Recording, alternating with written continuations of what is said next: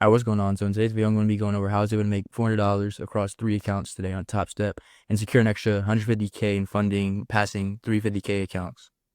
Alright, so if we see here, you got 3 accounts right here, all passed. Okay, and if we go into the account, we can see that the date, account creation, okay, was August 6th, and then we passed it today. Alright, last day, September 5th.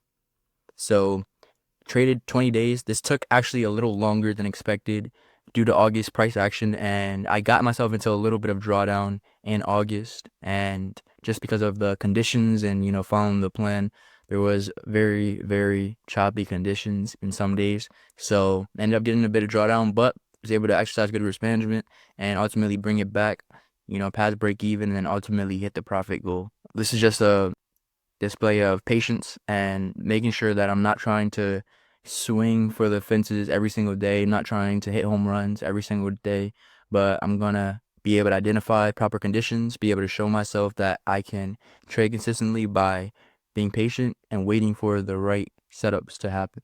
And on the screen right now, I'm gonna put the trade that I was in. Was able to catch a sell today off of NQ and was able to secure almost 100 points for the day. Okay, so looking at the charts, going into this week, I was very interested in seeing what would happen at this daily FEG right here. Okay, this was a daily bullish FEG, and price was actually respecting it in the previous week, so I wanted to see if we were going to break below it and close below it to actually send price lower. If not, then we could stay stuck in consolidation, which is what we're actually seeing here.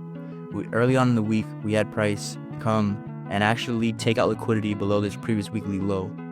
This was Wednesday, the 20th of August low, and we swept previous weekly low. But one thing that's important to note is that we did not just sweep previous weekly low, we had SMT divergence with ES. SMT divergence with ES shows that there's a cracking correlation between correlated assets, and we could potentially get a reversal or deeper tracement when that happens. So after we swept previous weekly low, price actually traded back into the range. This overall range from this high, swing high, to this low, price traded into a premium of the range.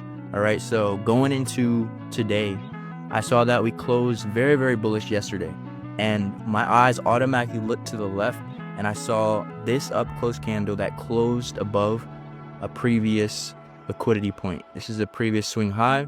Okay, this is also a previous weekly high. We closed above. So when we close above a liquidity pool, this is an order block candidate that we have. Now what I do is I draw the open to the close of this order block, and this is my order block range. Now within this range, what I want to be looking for is liquidity in the order block range. All right, now let's think of in terms of smart money, what smart money wants to do. If we have an order block, that shows us where smart money is actually going to be accumulating the liquidity. But within that order block, we want to be looking for key liquidity pools if there are any. Since this is a higher time frame, what I tend to do is look at previous daily highs or even previous weekly highs if we have that. So what happens is we trade from previous weekly low at this low right here. And if we actually look at this high, and I marked this high on the analysis that I was doing for the weekly forecast, but this is a previous weekly high. So if we were going to have a market maker model unfold from previous weekly low, the target would be previous weekly high within here, and this is actually where price came exactly to today. So this is the key level that I was looking at for price to come to a previous weekly high. Going on to the lower time frames, we have the 1 hour time frame. So this is that daily order block range that I was saying. Okay, and what we see here is we actually have price coming to this previous weekly high, and we have the 8:30 news with this candle trading higher right before we hit this level. So the candle where 8:30 news happened, where that NFP news happened, just missed the key level by a little bit. So what happens is the next hour trades above into the liquidity and fails to close above this high. So when this happens, this is a signature that you see a lot of times. Some people call it candle range theory. There's different names for it, but basically price fails to expand above this high, and we close back within the range. This is a key reversal signature that happens. So going into the day, I was actually looking for price to trade lower since we were trading to a key liquidity pool, which is a previous weekly high. We were failing to close above it, and we have a sweep of an hourly high. So when I go into the 5-minute, what I'm looking for is a change in order flow.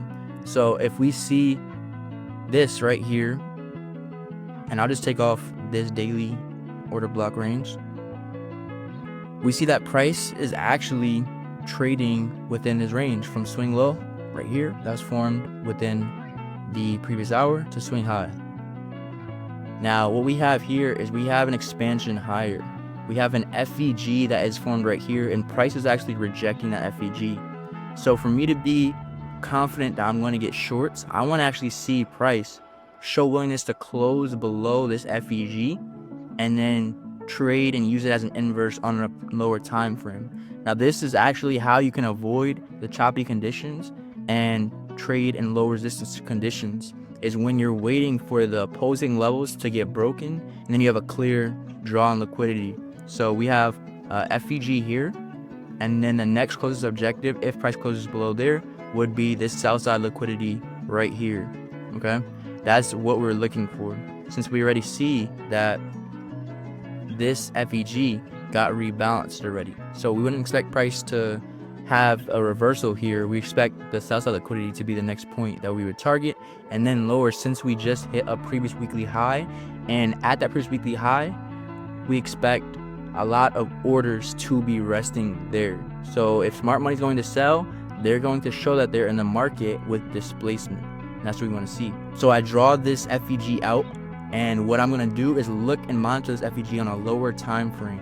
So what I'm doing is I'm going from the higher time frame to a lower time frame. All right, and basically I want this opposing level that I want to see get broken on a lower time frame and use as an inversion.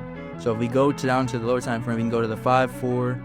Okay, we see the 4-minute breaks it, closes below it, retraces up into this order block and expands lower.